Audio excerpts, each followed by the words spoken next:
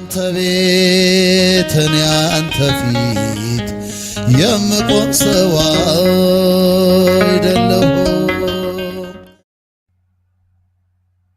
በስመ አብ ወወልድ ወመንፈስ ቅዱስ አሐዱ አምላክ አሜን። ተአምረ ጊዮርጊስ። አንድ አምላክ በሚሆን በአብ በወልድ በመንፈስ ቅዱስ ስም በማመን እግዚአብሔር ለኃያሉ ሰማዕት ለቅዱስ ጊዮርጊስ ያደረገውን ተአምራታዊ ኃይል አስቀድመን እንጽፍላቸዋለን። ኃያሉ ሰማዕት ቅዱስ ጊዮርጊስ የሰማዕትነት ተጋድሎን ከፈጸመ በኋላም ሥጋውን ወደ ሀገሩ ልዳ አምጥተው በስሙ ቤተ ክርስቲያን አንጸው ሥጋውን በዚያ ኖሩ። ቤተ ክርስቲያኑ በኅዳር 7 ቀን አባ ቴዎድሮስ የተባለ ኤጲስቆጶስ ቀድሶ አከበራት። እሱም ጌታችን ኢየሱስ ክርስቶስ ለኃያሉ ሰማዕት ቅዱስ ጊዮርጊስ ስላደረገው ተአምራታዊ ኃይል ምስክር ሆነ። ይህንንም ተአምር እግዚአብሔር ለቅዱሳኖቹ የሚያደርገው ልዩ ጸጋ የተገባው ሕዝብ ሁሉ ከየአውራጃው ስለ ታላቋና ክብርት ስለሆነችው ስለ ቅዱስ ጊዮርጊስ ቤተ ክርስቲያን ክብር በተሰበሰቡባት በወርሃ ሚያዝያ 23 ቀን በእግዚአብሔር የፍቅር አንድነት ይህን ተአምር ደረሰ።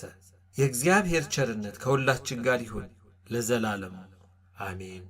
እግዚአብሔር በመረጠው በጻድቁ በንጉሡ ዳዊት መንፈስ ቅዱስ አድሮ ነገሬን በምሳሌ ገልጽልሃለሁ።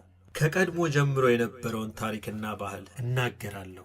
አስቀድሞ አባቶቻችን የነገሩንን እኛም በጆሮአችን የሰማነውን በዓይናችን ያየነውን እንናገራለን ብሎ እንደተናገረ እኔም እንደዚሁ የጌታችን የኢየሱስ ክርስቶስ እውነተኛ ምስክር በመሆን ተጋዳይና መንፈሳዊ አርበኛ የሆነ ቅዱስ ጊዮርጊስ ያሳየውን ኃይልና ያደረገውን የታምራቱን ክብር በመግለጽ ቀድሞ በገሊላ የነገሰ እጅግ ጨካኝ የሆነ ዱዲያኖስ በሚባል እጅ ሰማዕትነትን ባገኘባት ሶርያ በምትባል የፈጸመውን የሰማዕትነት ተጋድሎ እናገራለሁ። የጌታችን የኢየሱስ ክርስቶስ እውነተኛ ምስክር የሆነ ኃያሉ ሰማዕት ቅዱስ ጊዮርጊስ ራሱን በቆረጡት ጊዜ ራሱ ከአካሉ ተለይታ ከቀኑ 9 ሰዓት እስከ ፀሐይ ግባት ድረስ በምድር ላይ ተጥላ ቆየች።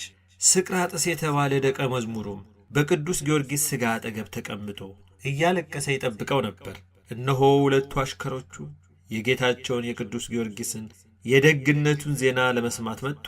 በመንገድ ያገኟቸውም ሰዎች በዛሬው ዕለት እንደተገደለ በነገሯቸው ጊዜ ልብሳቸውን ቀደው አለቀሱ።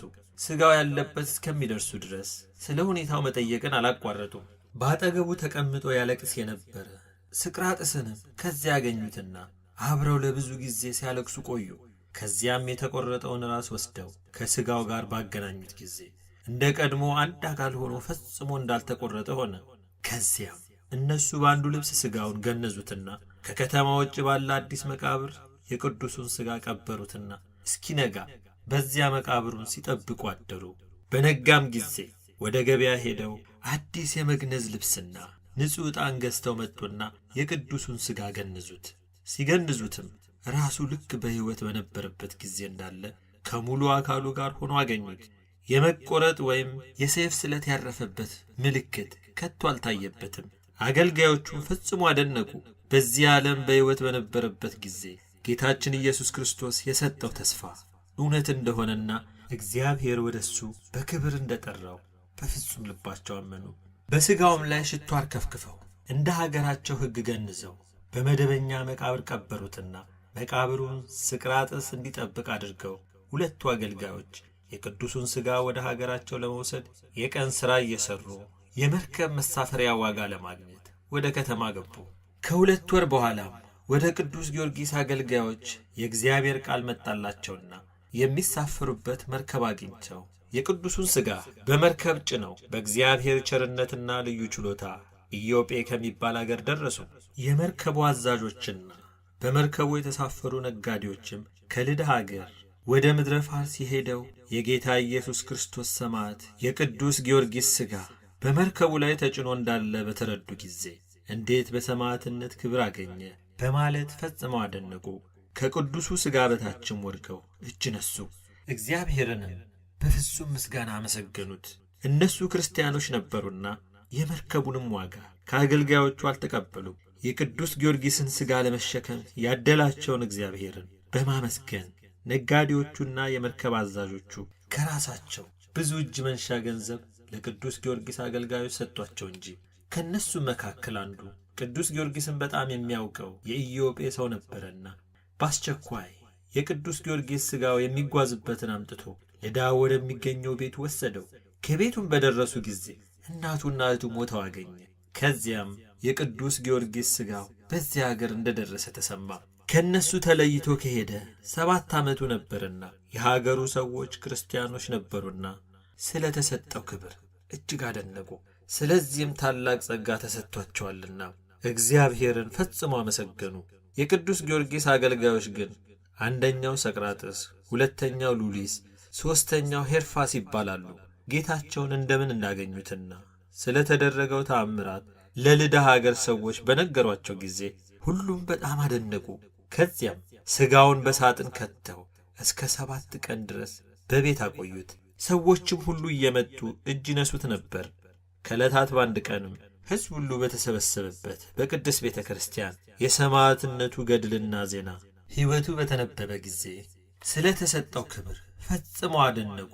በቅዱሳኖቹ ላይ ስላደረገው ልዩ ጸጋ ጌታችን ኢየሱስ ክርስቶስን አመሰገኑት። በዚያችም ሀገር ከቅዱስ ጊዮርጊስ ከዘመዶቹ ወገን የሚሆን ክቡር የሆነ አንድሪያስ የተባለ ሰው ነበረ። የቅዱስ ጊዮርጊስ ገድሉ ሲነበብ እኔ እግዚአብሔር አምላክህ መከራን ሁሉ አምኖ ለሚቀበል እሱ ክፉ ያገኘው ያለውን በሰማ ጊዜ በትሩፋተ ገድሉ አመነ። እኔ እግዚአብሔር አምላክህ እነሱ ሥጋዊ ደማዊ መሆናቸውን አውቃለሁና በችግር ላይ የወደቀ ቢኖር በጎዳና ጉዞ ላይም ወይም በሚያስፈራ የፍርድ አደባባይ ቢቆም ወይም በውሃ ሙላትና በባህር መጥለቅለቅ ወይም በተራራ ዳገት በመውደቅ ወይም ልዩ ልዩ ችግር ቢደርስበት የጊዮርጊስን ስም ቢጠራ እኔ ከደረሰበት ክፉ መከራ ሁሉ አድነዋለሁ። የሰማዕትነቱን መጽሐፈ ገድል የጻፈውንም የእኔና የአባቴ የመንፈስ ቅዱስም ኃይል ያድርበታል። በእርሱ ላይ ክፉ ፍርድ ቢፈረድበትም ስለ ስሜ ፍርዱን አስወግድለታለሁ። ስሙንም በሕይወት መጽሐፍ እጽፈዋለሁ። በስምህ በፈቃዱ መባ ቢያገባ ወይም ምጽዋት ቢሰጥ እኔ ከባለሟሎቹ ጋር እኩል እቈጥረዋለሁ። በዚህ ዓለም ለችግር አሳልፌ አልሰጠውም። በሚመጣውም ዓለም የሲኦልን ኩነኔ ፍርድ አያያትም። እኔ እግዚአብሔር አምላክህ የተናገርኩትን የማደርግ ነኝና በስምህ ቤተ ክርስቲያንን ያሳነጸ የቅዱሳን ማደሪያና ዘላለማዊ የምትሆን ወደ ሰማያዊት መንግሥት ያስገባዋለሁ። ሥጋ ባረፈበት ወይም በተቀበረበት በዚያ ልዩ ልዩ ተአምራቶች ይደረጋሉ። ከምሥራቅና ከምዕራብ እጅ መንሻ እየያዙ ሥጋ ካረፈበት ቤተ ክርስቲያን በተሠራበት ሰዎች ሁሉ ይመጡ ዘንድ አደርጋለሁ። ከአይሁድ ከሳምራውያንና ከፋርስ ወገን ከበረኸኛው ከቃልኤል ልጆችም ወገን ነፍሳቸው የምትድንበትን ለመፈለግ የሚመጡትን ሁሉ እኔ ፍጹም ዋጋቸውን እከፍላቸዋለሁ የሚለውን ቃል ኪዳን ሰምተው አመነ። ይህ ፍጹም አማኝ ሆነ። የእግዚአብሔር ወዳጅ የሚሆን እንድርያስም እግዚአብሔር ለቅዱስ ጊዮርጊስ የሰጠውን ታላቅ ክብር ገድሉ ሲነበብ በሰማ ጊዜ እስራኤል የተባለ የያዕቆብ ልጁ በግብፅ አገር ባለሟልነትን ወይም ልዩ እንደራሴነትን እንዳገኘ አይቶ እንደ ተደሰተ እሱም እንዲሁ ፈጽሞ ተደሰተ። እንድርያስም ፈጥኖ ሄዶ የጊዮርጊስን የሰማዕትነቱን ገድል ጽፎ በቤተ መዛግብት አስቀመጠና እንዲህ አለ። ለበረከት ይሆነን ዘንድ የወንድሜን በረከተ ገድል በቤቴ ማኖር ይገባኛል። ወንድማችን በሰይፍ ስለተገደለ የልብ ሐዘንና የሕሊና ጸጸት ቢደርስብንም እንኳን ዛሬ በፍጹም ደስታ እንደሰታለን። በሰማያት በጌታችን በኢየሱስ ክርስቶስ ዘንድ ታላቅ ክብር አግኝቷልና እግዚአብሔርም በሚያስፈራ የፍርድ አደባባይ ኃጢአታችንን ይቅር ይለን ይምረን ዘንድ እርሱ ይለምንልናል፣ ይማልድልናል። በዚህችም ትውልድ እንዲሁ አይተወንም። አሁንም ወንድሞቼ ሆይ ስሙኝ፣ ቤተ ክርስቲያኑንም እንሠራ ዘንድ እርዱኝ። የቅዱሱን ሥጋ በዚያ አሳርፈን በሀገራችን ላይ ለዘላለሙ ጸጋውንና በረከቱን እናገኝ ዘንድ ሲል ለሕዝቡ አሳሰባቸው። ሕዝቡም ሁሉ ደስ ብሏቸው በአንድ ቃል እሺ እንዳልከን እናደርጋለን ሲሉ መልስ ሰጡት። ይልቁንም የቅዱስ ጊዮርጊስ በረከት ከእኛ ጋር በመሆን እስከ ዘላለሙ በቤታችን ይደርና ሥራውን በምትጀምርበት ጊዜ እኛም ካንተ ጋር ለመጀመር እንተባበራለን አሉ። እንድርያስም ይህን በሕዝቡ ዘንድ የተነገረውን ሰምቶ እጅግ በጣም ተደሰተ። ለቅዱስ ጊዮርጊስም ብፅዓት አድርጎ ለእሱ ተስማሚ ባልሆነ ቦታ አድርጎ የቅዱስ ጊዮርጊስን ሥጋ በመሬት ውስጥ መቅበር አይገባኝም በማለት መላ የቤቱን ግድግዳ ማፍረስ ጀመረ። የሀገሩ ሰዎችም በሥራው ሁሉ ይራዱት ነበር። የእግዚአብሔርም ስም የሚመሰገንበት በቅዱስ ጊዮርጊስ ስም ቤተ ክርስቲያኑን ሰርተው እስኪጨርሱ ድረስ የቅዱስ ጊዮርጊስን ሥጋ በዚያ ሀገር ወደምትገኝ ቤተ ክርስቲያን ወሰዱት።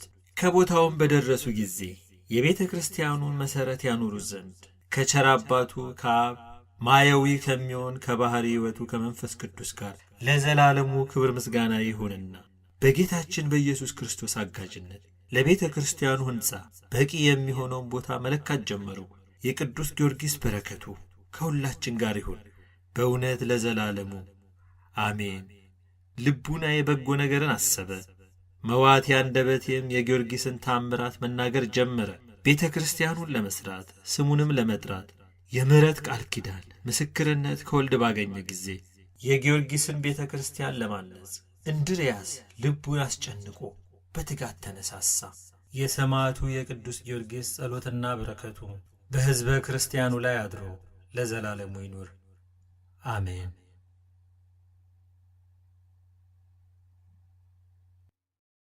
አነሳስቶ ላስጀመረን አስጀምሮ ላስጨረሰን ለልዑል እግዚአብሔር ክብር ምስጋና ይገባል ለዘላለሙ አሜን።